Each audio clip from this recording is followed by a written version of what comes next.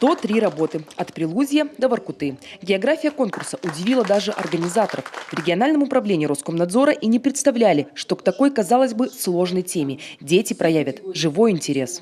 Порадовало как количество, так и качество, потому что работы все достойные. Мы очень бурно с жюри обсуждали все работы, пересматривали видеоролики, наверное, раз 10, потому что спорили.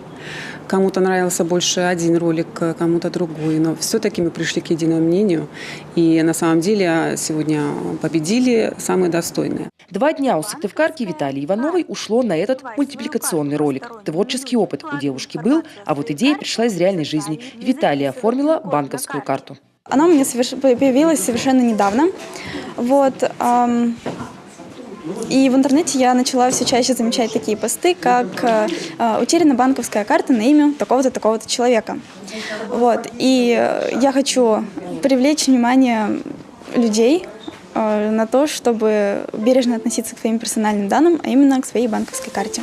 Этот конкурс – лишь часть масштабной работы по повышению информационной культуры подростков. Специалисты регионального управления Роскомнадзора провели десятки классных часов, причем не только в школах, но и в детских лагерях.